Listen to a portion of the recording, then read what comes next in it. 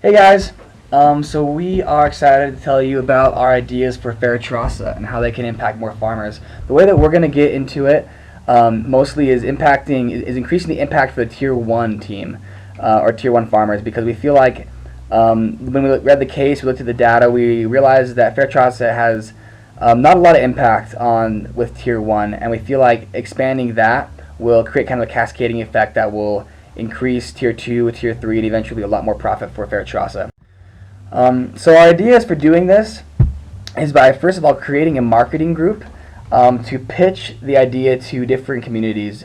What this will be it'll be one guy or maybe a couple people that are preferably locals that really understand Fairtrasa's benefits and how they're able to really change life for these these small farmers, and really someone that can really get the vision across. Because one thing I've learned in development is that it takes really incredible special people to make these things happen, and the only way that you're going to find these really incredible people is if you meet more and more people and get more and more contacts. So what we think is the best idea is to first of all get this marketing group to go village to village in hopes to find these communities and small farmers that have the ambition and are reliable, and that understand the vision and the goal of that Fairtrasa shares. And if people are interested, then they'll be able to get a return appointment type of thing. And if they're not interested, then they'll go on to the next village. And there'll be many people that aren't interested, and that's totally okay, because what Fairtrasa is looking for is farmers that can really make this happen. And then those who are interested are going to get visited again by Fairtrasa's trained employees. And what they're going to do is start organizing the community and the farmers, because organization is going to be completely paramount in all this, especially starting at the very beginning. And what we think is a great way to organize these farmers and the communities is through savings groups. In my experience, savings groups is something that every community needs to have and every organization needs to have. Without them, it's very hard to really get anything going. And these savings groups will be organized just through whatever members want to be part of it, especially the farmers would have to be part of it. And this savings group's benefits are kind of a double-edged sword. So in one side, they're going to be able to have access to capital because they're saving money. And the more farmers, the better, the more money they'll be able to save. On the other side is it creates kind of a vehicle and an infrastructure to give these people an opportunity to grow in leadership and get organized. So every savings group is going to have a constitution that's binding them together. They're going to have officials that they elect, like a president and a secretary and a treasurer. And a savings group kind of creates that immediate infrastructure that they can get excited about and work together with. And a really great savings group model that we have experience with is Interweave, and we'll talk about that a little bit later. And then what Fairtrasa will present is a path to Tier 3 catalog. That will have a very detailed, simple pamphlet type of or booklet that explains what makes the difference between a Tier 1 and a Tier 2 and a Tier 3, and it will have incentives and explanations on what these people need to do to reach the next level, whether that be getting the certification, getting this kind of technology, getting access to these tools, getting this kind of training. And what Fairtrasa will do, will have this catalog available to the communities, and as they save money, they will be able to get a subsidized price on Fairtrasa's training, because one thing we really believe in is that nothing should be completely free. These communities and farmers need to feel like they are earning the benefits that Fairtrasa gives them, because that's the way you really build a community. And then we also think it's important that these communities sign a contract of some sort that will create a partnership between Fairtrasa and these farmers, that they are a true partner, and help them understand the benefits of that in the long term. And this will help solve the problem of undercutting. If someone like Dole comes in and tries to just buy up their crops for a little bit more, if they understand their contract, then they won't do that, and they'll be able to be benefited in the long run as a community and Fairtrasa. So how can we increase demand for Fairtrasa's products? Some major things that we realized is that as of now, one can only assume based on their vendors that Fairtrasa is in business primarily with larger companies rather than selling their products themselves. Our suggestion, however, is that Fairtrasa dips into another market as well, which will increase the demand overall for their products. First, we would suggest that declaring an audience is vital. We think that Fairtrasa should really be open to advertising towards millennials, towards those who are more open to different ideas such as marketing and making organic food a priority in their lives.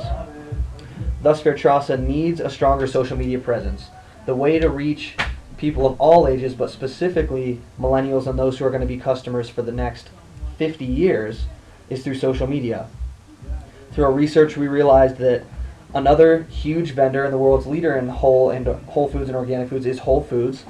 Fairtrasa, having 400 Twitter followers versus the 4.8 million that Whole Foods has, and roughly 1,000 Facebook likes compared to the 1.94 million that Whole Foods has, could be evidence, surely not complete causation, but definitely correlation as to the presence on social media as compared to business that they receive. Another major thing that we spoke of is as to dipping into another market to get exposure, such as just selling the products yourselves.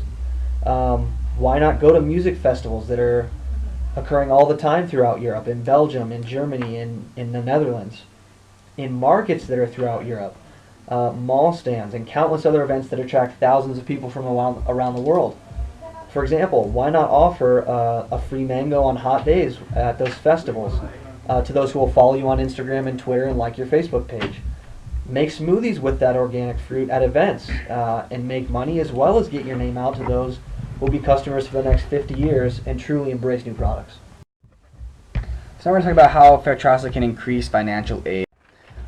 So I guess two things that we obviously would encourage, but we're not going to talk very much about, is seeking grants and teaming up with local NGOs.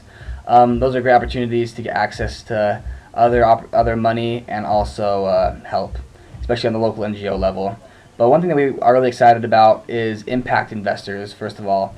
There's a really great organization that's based out of Salt Lake, but they're a national network of where it's this man named Curtis that I've had a meeting with before, and he has organized this website that's a network of philanthropists and venture capitalists and impact investors that are all looking for opportunities to make a return on their investment while still helping out in the world.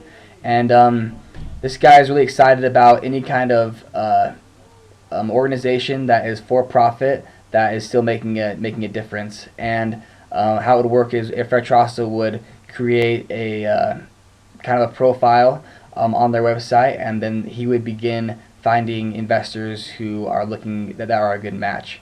And the other thing that we're really excited about is doing a partnership with Interweave. And Interweave has a great model where they are able to teach people how to become very financially savvy with their money, where they're able to run businesses really well, and also able to focus on helping out the community through organization and also their interpersonal family lives. Interweave is a great organization that has been spread all throughout Africa and South America, and it's a really great sustainable model that we would definitely encourage Fairtrasa to look into. It's also been recently picked up by the LDS Church and is going to be their curriculum for the Perpetual Education Fund. Interweave is very open to partnerships, and I will also include the information for Curtis from PIN and also Lynn and Kurt from Interweave that Fairtrasa can begin a partnership with. But overall, we want Fairtrasa to really work on changing their branding and what it means to be a Fairtrasa farmer, as well as what it means to be a Fairtrasa consumer. For example, Tom's did a really great job of making people feel like when they bought Tom's, they really were helping someone, poor people get some shoes. And Fairtrasa, the tagline is sustainable fair trade. That needs to be something that when people are customers of Fairtrasa, really need to understand that their money is directly helping solve poverty, and that rebranding can be very powerful. So overall, what we believe Fairtrasa needs to do is, first of all, get a much better organization on the ground, and that organization was going to be coming through organizing these tier 1 groups into sustainable communities that are able to make lasting changes and become great producers of Fairtrasa's product. We also encourage them to know their market and to not be afraid to search out for more market demographics that they may not be doing at this point, but maybe some more direct sales. And overall, we know that this will create economic growth within the communities that will be sustainable and long-lasting, and can not only change just the farmers' lives, but also the entire community's lives. And we'll be able to industrialize these communities into great, long-lasting partners of Fairtrasa, and become self-reliant and not need outside funding for their training and certifications and for their technology in the long run. So that's it. Thank you so much for listening, and we're excited to hear back from you guys.